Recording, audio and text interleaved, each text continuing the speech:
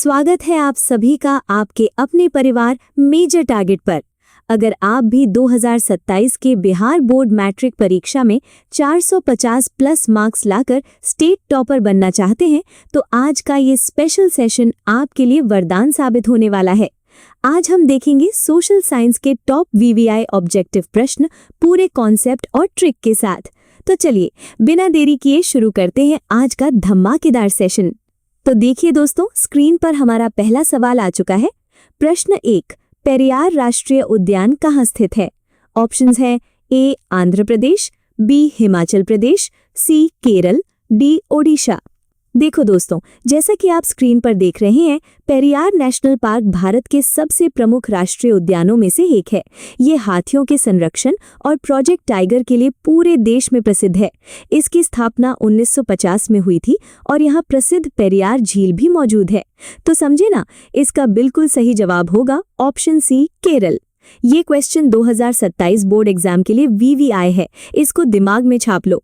चलिए दोस्तों, अब बढ़ते हैं अपने अगले धांसू सवाल की तरफ। प्रश्न 2, भारतीय राष्ट्रीय कांग्रेस की स्थापना कब हुई? ऑप्शंस हैं ए 1858, बी 1947, सी 1950, डी 1885। ध्यान से समझो, भारतीय राष्ट्रीय कांग्रेस भारत का वो प्रमुख संगठन था जिसने देश में राजनीतिक चेतना जगाई और हमारे स्वतंत्रता संग्राम की रीढ़ बना। इसका मुख्य उद्देश्य भारतीयों में एकता बढ़ाना और आज़ादी के लिए संघर्ष करना था। और जैसा कि आप नोट्स में देख सकते हैं, इसकी स्थापना हुई थी 28 दिसंबर 1885 को। यानी सही उत्तर है ऑप्शन डी 1885। इसे बिल्कुल मिस मत करना। अब आते हैं इतिहास के एक और शानदार सवाल पर। प्रश्न 3, फ्लाइंग शटल का आविष्कार किसने किया? ऑप्शंस हैं James Watt, Compton, Humphry Davy, John Kay. देखो बच्चों, फ्लाइंग शटल एक प्रकार की बुनाई मशीन यानी वीविंग मशीन है जिसने 18वीं शताब्दी में टेक्सटाइल इंडस्ट्री में क्रांति ला दी थी। इससे धागे की बुनाई की स्पीड कई गुना बढ़ गई। इसको याद रखने की ट्रिक स्क्रीन पर देखिए। शटल ने दी उड़ान, बुनाई में आई नई जान। और ये उड़ान किसने दी? जॉन के ने। तो हमारा सही जवाब हो जाएगा ऑप्शन डी जॉन के। बढ़ते हैं अगले महत्वपूर्ण प्रश्न की ओर। प्रश्न 4, स्वेज नहर यातायात के लिए कब खोली गई थी? ऑप्शंस हैं 1880, 1869, 1851, 1914। स्क्रीन पर ध्यान दीजिए। स्वेज नहर मिस्र यानी इजिप्ट में स्थित एक मानव निर्मित नहर है जो भूमध्य सागर को लाल सागर से जोड़ती है। इसके बनने से यूरोप और भारत के बीच की समुद्री दूरी लगभग 7000 किलोमीटर कम हो गई थी। ये ऐतिहासिक नहर यातायात के लिए खोली गई थी वर्ष 1869 में। तो सही ऑप्शन को लॉक करेंगे ऑप्शन बी 1869। चलिए अब देखते हैं 5वां प्रश्न। न्यूनतम मजदूरी कानून कब लागू हुआ? ऑप्शंस हैं 1848, 1881, 1962, 1948। समझे ना दोस्तों, ये कानून सरकार द्वारा इसलिए बनाया गया था ताकि मजदूरों का शोषण रोका जा सके और उन्हें जीवन यापन के लिए एक उचित व निश्चित आय मिल सके। नारा भी याद रखिएगा, न्यूनतम मजदूरी अधिकार नहीं, हक है। ये कानून लागू हुआ था 1948 में और बाद में 1962 में इसमें संशोधन हुआ था। तो सही जवाब क्या होगा? बिल्कुल सही, ऑप्शन डी 1948। प्यारे बच्चों, अगर आप इन सभी चैप्टर्स के ऐसे ही शानदार, कलरफुल और to the point hand written notes और वीवीआई क्वेश्चन बैंक लेना चाहते हैं तो अभी स्क्रीन पर दिए गए मेजर टारगेट के ऑफिशियल व्हाट्सएप नंबर 6206076569 पर मैसेज करें। मात्र 199 रुपए में आपको ऑल सब्जेक्ट्स के पूरे नोट्स मिल जाएंगे। अब आते हैं अपने छठे सवाल पर। निम्न में से कौन दक्षेश यानी सार्क का सदस्य नहीं है? ऑप्शंस हैं भारत, वियतनाम, भूटान, मालदीव। ध्यान से देखो, सार्क यानी दक्षिण एशियाई क्षेत्रीय सहयोग संगठन की स्थापना 8 दिसंबर 1985 को ढाका में हुई थी और इसका मुख्यालय काठमांडू, नेपाल में है।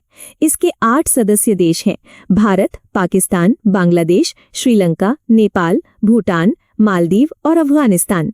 जैसा कि आप मैप में देख रहे हैं, वियतनाम दक्षिण पूर्व एशिया का देश है, ये सार्क का हिस्सा नहीं है। इसलिए सही उत्तर होगा ऑप्शन बी वियतनाम। चलिए दोस्तों, इतिहास का एक और सुपरहिट सवाल देखते हैं। प्रश्न 7, फ्रैंकफर्ट की संधि कब हस्ताक्षरित हुई थी? ऑप्शंस हैं 1838, 1865, 1870, 1871। ये क्वेश्चन 2027 बोर्ड एग्जाम के लिए सुपर वीवीआई है। फ्रैंकफर्ट की संधि फ्रांस और जर्मनी के बीच फ्रैंको प्रशियन युद्ध के बाद हुई थी, जिसने जर्मनी के एकीकरण को पूरा किया। याद रखने की ट्रिक देखिए, फ्रैंकफर्ट की संधि जर्मनी की एकता की अंतिम कुंजी। ये संधि हुई थी 1871 में, तो सही जवाब होगा ऑप्शन डी 1871। बढ़ते हैं अगले सवाल की तरफ। प्रश्न 8, सन 1870 में फ्रांस और प्रशा के बीच युद्ध कहाँ हुआ था? ऑप्शंस हैं सेडान, सेडोव, साइरीन, फ्रैंकफर्ट। देखो दोस्तों, 1 सितंबर 1870 को फ्रांस और प्रशा की सेनाओं के बीच ऐतिहासिक युद्ध म्यूस नदी के पास सेडान नामक जगह पर लड़ा गया था, जिसमें फ्रांस की बुरी तरह हार हुई थी और नेपोलियन तृतीय को बंदी बना लिया गया था। तो इसका सही जवाब क्या होगा? Option A sedan. अब चलते हैं 9वें प्रश्न पर। हनोई समझौता हुआ था। ऑप्शंस हैं फ्रांस और जर्मनी के बीच, फ्रांस और जापान के बीच, जापान और वियतनाम के बीच या फ्रांस और वियतनाम के बीच। कंसेप्ट समझो बच्चों, हनोई समझौता वियतनाम के इतिहास का एक बहुत बड़ा मोड़ था। ये समझौता मुख्य रूप से फ्रांस और वियतनाम के बीच हुआ था, ताकि शांति बहाली की दिशा में कदम बढ़ाया जा सके और स्वतंत्रता का सम्मान हो। तो बिना किसी कंफ्यूजन के टिक लगाइए ऑप्शन डी फ्रांस और वियतनाम के बीच। और ये रहा हमारी पहली सीरीज का 10वां सवाल। वर्षा ऋतु में बोई जाने वाली फसल है। ऑप्शंस हैं जायद, रबी, खरीफ, इनमें से कोई नहीं। जैसा कि आप स्क्रीन पर चार्ट में देख रहे हैं, खरीफ फसलें जून जुलाई में यानी बारिश के मौसम में बोई जाती हैं और ये पूरी तरह वर्षा पर निर्भर करती हैं, जैसे धान, मक्का, सोयाबीन और कपास। याद रखने की ट्रिक भी याद कर लो, खरीफ की बुआई बारिश में, किसान की खुशहाली हमेशा में। तो सही आंसर होगा ऑप्शन सी खरीफ। स्क्रीन पर देखिए दोस्तों, हमारा 11वां सवाल। प्रश्न 11, कपास की खेती के लिए उपयुक्त मृदा कौन है? ऑप्शंस हैं ए काली मृदा, बी जलोढ़ मृदा, सी लैटेराइट मृदा, डी पर्वतीय मृदा। देखो दोस्तों, कपास की खेती के लिए सबसे बेस्ट मिट्टी होती है काली मृदा, जिसे हम रेगुर मृदा भी कहते हैं। जैसा कि आप स्क्रीन पर देख रहे हैं, इस मिट्टी में नमी को लंबे समय तक बनाए रखने की अद्भुत क्षमता होती है। ये पॉइंट इंपॉर्टेंट है। कपास को सफेद सोना यानी व्हाइट गोल्ड भी कहा जाता है और भारत में महाराष्ट्र और गुजरात इसके सबसे बड़े उत्पादक राज्य हैं। तो सही जवाब क्या होगा? ऑप्शन ए काली मृदा। इसको दिमाग में बिल्कुल छाप लो, ये वीवीआई क्वेश्चन है। चलिए बढ़ते हैं अगले सवाल की तरफ। प्रश्न 12, आधुनिक भारत का मंदिर किसे कहा गया है? ऑप्शंस हैं ए बांध, बी कृषि, सी उद्योग, डी वन। कॉन्सेप्ट को समझो बच्चों। जैसा कि आप स्लाइड की नोट्स और तस्वीरों में देख रहे हैं, उद्योग किसी भी राष्ट्र की प्रगति, रोजगार, आय और नई तकनीक का सबसे बड़ा आधार होते हैं। उद्योगों के विकास से ही देश आत्मनिर्भर बनता है। याद रखने की ट्रिक भी देखिए स्क्रीन पर। जहां फैक्ट्री की चिमनी धुआं उगले, समझो देश की तरक्की आगे बढ़े। तो स्लाइड के अनुसार हमारा सही आंसर होगा ऑप्शन सी उद्योग। अब आते हैं 13वें प्रश्न पर। प्रश्न 13, विश्व में दूध का सर्वाधिक उत्पादन किस देश में होता है? ऑप्शंस हैं ए चीन, B Bharat, C America, D Germany. देखो बच्चों, ये हम सब भारतीयों के लिए गर्व की बात है। पूरी दुनिया में दूध का सबसे ज्यादा उत्पादन हमारा प्यारा देश भारत करता है। दुनिया के कुल दूध उत्पादन का लगभग 23% हिस्सा अकेले भारत से आता है और ये सब संभव हुआ हमारे देश में आई श्वेत क्रांति यानी व्हाइट रेवोल्यूशन और अमूल जैसे विश्व प्रसिद्ध ब्रांड्स की बदौलत। तो बिल्कुल सही उत्तर होगा option B Bharat. Bihar board 2027 के लिए ये क्वेश्चन बहुत ही खास है। चलिए अब बढ़ते हैं 14वें सवाल की ओर। नवीनगढ़ तापीय विद्युत संयंत्र कहाँ स्थित है? ऑप्शंस है ए मुजफ्फरपुर, बी बरौनी, सी औरंगाबाद, डी रोहतास। जैसा कि आप स्क्रीन पर मैप में देख रहे हैं, नवीनगढ़ थर्मल पावर प्लांट बिहार के औरंगाबाद जिले में सोन नदी के तट पर स्थित है। ये एनटीपीसी द्वारा संचालित कोयला आधारित एक प्रमुख पावर प्लांट है, जिसकी क्षमता 2250 मेगावाट है। तो बिना किसी झिझक के टिक लगाइए ऑप्शन सी औरंगाबाद। अब चलते हैं इतिहास के एक अत्यंत महत्वपूर्ण प्रश्न पर। प्रश्न 15, यंग इटली के संस्थापक थे। ऑप्शंस हैं ए मेटरनिक, बी लेनिन, सी गैरिबाल्डी, डी मैजीनी। ध्यान से सुनो दोस्तों, 1831 में इटली को विदेशी गुलामी से आज़ाद कराने और उसका एकीकरण करने के लिए महान क्रांतिकारी ज्यूसेप्पे मैजीनी ने यंग इटली की स्थापना की थी। उनका प्रसिद्ध नारा था ईश्वर और जनता, यानी डियो ए पॉपुलो। याद रखने की ट्रिक देखिए, यंग इटली का सपना देखा, मैजीनी ने जग को जगा दिया। तो सही उत्तर होगा ऑप्शन डी, मैजीनी। दोस्तों, अगर आपको ऐसे ही पूरे सोशल साइंस, मैथ्स और हिंदी के full hand written notes, chapter wise objective और सब्जेक्टिव सॉल्यूशंस चाहिए तो मेजर टारगेट की टीम को अभी व्हाट्सएप करें 62060769 पर। केवल 199 रुपए में पूरा कोर्स मटेरियल आपके फोन पर। चलिए अब बढ़ते हैं 16वें सवाल पर। प्रश्न 16, एड्रियानोपुल की संधि किसके मध्य हुई थी? ऑप्शंस हैं ए तुर्की तथा यूनान, बी यूनान तथा रूस, सी हंगरी तथा रूस, डी पोलैंड तथा तुर्की। स्लाइड में देखिए, वर्ष 1829 में रूस तुर्की युद्ध के बाद एड्रियानोपुल की ऐतिहासिक संधि हुई, जिसने यूनान की स्वतंत्रता संग्राम को मान्यता दिलाई और तुर्की की शक्ति को सीमित किया। ये संधि मुख्य रूप से किसके बीच मानी जाती है? तुर्की और यूनान के बीच। तो हमारा सही ऑप्शन लॉक होगा ऑप्शन ए, तुर्की तथा यूनान। 17वां सवाल जो हर बार बोर्ड एग्जाम में पूछा जाता है। प्रश्न 17, वियना सम्मेलन की मेजबानी किसने की? ऑप्शंस हैं ए मेटरनिख, बी नेपोलियन, सी लेनिन, डी कार्ल मार्क्स।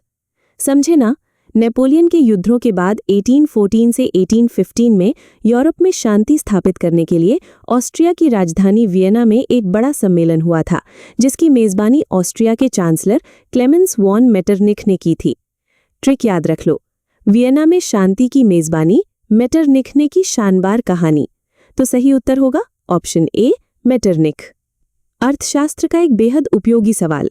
प्रश्न 18, भारत में उपभोक्ता संरक्षण अधिनियम की घोषणा कब हुई? ऑप्शंस हैं ए 1980, बी 1986, सी 1987, डी 1988। देखो दोस्तों, ग्राहकों को धोखाधड़ी और शोषण से बचाने के लिए भारत सरकार ने 1986 में उपभोक्ता संरक्षण अधिनियम यानी कंज्यूमर प्रोटेक्शन एक्ट पारित किया था, जो 15 मार्च 1987 से पूरी तरह लागू हुआ। याद रखने की ट्रिक, 1986 में अधिकार की रक्षा, 1987 से लागू, उपभोक्ता के पक्ष में सच्चा। तो घोषणा वर्ष होगा ऑप्शन बी, 1986। अब आते हैं 19वें प्रश्न पर। प्रश्न 19, भारत के केंद्रीय बैंक का क्या नाम है? ऑप्शंस हैं A bank of India, B central bank of India, C reserve bank of India, D state bank of India. Screen पर बनी बिल्डिंग और लोगो को देखिए। किसी भी देश का सेंट्रल बैंक वो होता है जो पूरी बैंकिंग प्रणाली और नोट जारी करने का नियंत्रण करता है। इसे बैंकों का बैंक और सरकार का बैंक कहा जाता है। हमारे भारत का केंद्रीय बैंक है भारतीय रिजर्व बैंक यानी आरबीआई, जिसकी स्थापना 1 अप्रैल 1935 को हुई थी और इसका मुख्यालय मुंबई में है। तो सही जवाब होगा option C, reserve bank of India. और ये रहा इस राउंड का 20वां सवाल। अंतर्राष्ट्रीय व्यापार संबंधी नियमों को निर्धारित करने वाली संस्था कौन सी है? ऑप्शंस हैं ए विश्व बैंक, बी आईएमएफ, सी यूएनओ, डी इनमें से कोई नहीं। यहाँ ध्यान देना जरूरी है, जैसा कि आप स्क्रीन पर देख रहे हैं, विश्व स्तर पर निष्पक्ष और नियमबद्ध व्यापार कराने वाली संस्था है WTO यानी वर्ल्ड ट्रेड ऑर्गेनाइजेशन या विश्व व्यापार संगठन, जिसकी स्थापना 1 जनवरी 1995 को जिनेवा में हुई थी। चूंकि ऑप्शंस में WTO का नाम सीधे नहीं दिया गया है, इसीलिए हमारा सही उत्तर बनेगा ऑप्शन डी, इनमें से कोई नहीं, क्योंकि सही संस्था WTO है। ट्रिक याद रखिए, व्यापार के नियम तय करे, WTO दुनिया भर में मेल करे। चलिए दोस्तों, अब हम आ चुके हैं अपने फाइनल राउंड में। स्लाइड 21 से स्लाइड 30 तक ये वो 10 सवाल हैं जो आपके 2027 के सोशल साइंस पेपर में 100% स्कोर कराने की गारंटी देते हैं। तो दिल थाम कर बैठिए और एक एक प्रश्न को दिमाग में सेट कर लीजिए। स्क्रीन पर देखिए दोस्तों, 21वां सवाल। प्रश्न 21, विश्व व्यापार संगठन WTO का मुख्यालय कहाँ है? ऑप्शंस हैं A Paris, B Geneva, C the Hague, D New York. देखो दोस्तों, जैसा कि आप स्क्रीन पर शानदार हेडक्वार्टर की तस्वीर देख रहे हैं, विश्व व्यापार संगठन की स्थापना 1 जनवरी 1995 को अंतर्राष्ट्रीय व्यापार को पारदर्शी और निष्पक्ष बनाने के लिए की गई थी। इसको याद रखने की ट्रिक देखिए, जिनेवा शहर में है WTO का बसेरा, व्यापार नियमों का यही है डेरा। तो इसका मुख्यालय कहाँ है? स्विट्जरलैंड के जिनेवा में। सही उत्तर होगा ऑप्शन बी, जिनेवा। बढ़ते हैं अगले महत्वपूर्ण प्रश्न की ओर। प्रश्न 22, काम के बदले अनाज योजना कब लागू हुई? ऑप्शंस हैं ए, अक्टूबर 1989, बी, सितंबर 1980, सी, नवंबर 2004, डी, जून 1995। कॉन्सेप्ट समझो बच्चों, ये भारत सरकार की एक ऐसी कल्याणकारी योजना थी जिसके तहत ग्रामीण गरीबों से विकास कार्य करवाकर मजदूरी के रूप में उन्हें अनाज दिया जाता था ताकि भूखमरी खत्म हो और खाद्य सुरक्षा मिले। राष्ट्रीय स्तर पर राष्ट्रीय काम के बदले अनाज कार्यक्रम को नवंबर 2004 में देश के 150 सबसे पिछड़े जिलों में लागू किया गया था। तो बिल्कुल सही जवाब होगा ऑप्शन सी, नवंबर 2004। इसको अच्छे से याद रखना। अब आता है सबसे पसंदीदा और आसान सवाल। प्रश्न 23, निम्न में से किसे नई आर्थिक नीति में सम्मिलित किया गया? ऑप्शंस हैं ए, उदारीकरण, बी, निजीकरण, सी, वैश्वीकरण, डी, इनमें से सभी। ये क्वेश्चन 2027 बोर्ड एग्जाम के लिए सुपर VVI है। 1991 में आर्थिक संकट से उभरने के लिए भारत सरकार ने नई आर्थिक नीति अपनाई जिसे हम LPG सुधार यानी लिबरलाइजेशन, प्राइवेटाइजेशन और ग्लोबलाइजेशन कहते हैं। उदारीकरण, नियमों को आसान बनाना, निजीकरण, प्राइवेट सेक्टर को बढ़ावा देना, वैश्वीकरण, भारत को विश्व अर्थव्यवस्था से जोड़ना। तो इन तीनों को ही शामिल किया गया था, यानी सही आंसर होगा ऑप्शन डी, इनमें से सभी। 24वां सवाल जो हर प्रतियोगी और बोर्ड परीक्षा की जान है। प्रश्न 24, उपभोक्ता अधिकार दिवस कब मनाया जाता है? ऑप्शंस हैं ए, 17 मार्च, बी, 19 अप्रैल, सी, 22 मार्च, डी, 15 मार्च। स्लाइड में बने आइकन को ध्यान से देखिए। ग्राहकों को सुरक्षा, जानकारी, चयन, सुने जाने और न्याय का अधिकार देने तथा उनके शोषण को रोकने के लिए हर साल अंतर्राष्ट्रीय स्तर पर 15 मार्च को उपभोक्ता अधिकार दिवस मनाया जाता है। तो सही ऑप्शन को लॉक करेंगे, ऑप्शन डी, 15 मार्च। चलिए दोस्तों, अब देखते हैं अर्थशास्त्र का 25वां आधारभूत प्रश्न। प्रश्न 25, समाज की सभी आर्थिक क्रियाओं का योग क्या कहलाता है? ऑप्शंस हैं ए, उत्पादन, बी, विनियोग, सी, व्यापार, डी, अर्थव्यवस्था। समझे न दोस्तों, समाज में जीवन यापन के लिए हम जो भी काम करते हैं, जैसे किसान द्वारा फसल उगाना, उत्पादन, सामान बेचना, विनिमय, उपभोग करना और बचत करना, इन सभी आर्थिक गतिविधियों के कुल जोड़ यानी टोटल सम को ही अर्थव्यवस्था यानी इकोनॉमी कहा जाता है। तो सही जवाब क्या बनेगा? बिल्कुल सही, ऑप्शन डी, अर्थव्यवस्था। प्यारे बच्चों, परीक्षा में समय बहुत कम है और सही रणनीति ही आपको टॉपर बनाएगी। अगर आप सभी विषयों के ऐसे ही बेहतरीन कलरफुल डायग्राम वाले हैंड रिटन नोट्स प्राप्त करना चाहते हैं तो अभी मेजर टारगेट के व्हाट्सएप नंबर 62060769 पर संपर्क करें। मात्र 199 रुपए की छोटी सी सहयोग राशि में आपको पूरे साल की बेस्ट तैयारी सामग्री मिल जाएगी। अब चलते हैं नागरिक शास्त्र के 26वें सवाल पर। प्रश्न 26, संविधान सभा का गठन कब हुआ? ऑप्शंस हैं ए, 1935, बी, 1940, सी, 1946, डी, 1948। देखो बच्चों, हमारे देश का महान संविधान तैयार करने के लिए कैबिनेट मिशन योजना के तहत वर्ष 1946 में संविधान सभा का गठन किया गया था, जिसमें कुल 389 सदस्य थे और इसके स्थायी अध्यक्ष बने थे हमारे बिहार के गौरव डॉक्टर राजेंद्र प्रसाद जी। ट्रिक याद कर लो, संविधान सभा ने बनाया संविधान हमारा न्यारा। तो गठन वर्ष होगा ऑप्शन सी, 1946।